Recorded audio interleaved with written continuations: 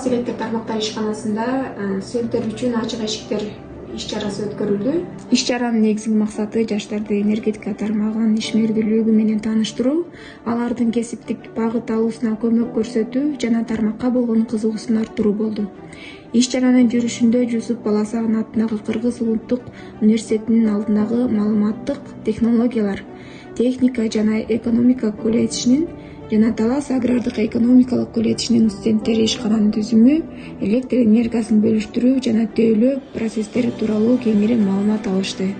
Ошондой эле адистер электр тармагындагы коопсуздук эрежелери, заманбап технологиялар жана энергетика тармагындагы кесиптер жөнүндө айтып беришти. Студенттер ишкананын өндүрүштүк объектилерин көрүп, адистерге кызыктырган суроолорун берип, практикалык тажрыйба менен таанышууга мүмкүнчүлүк алышты.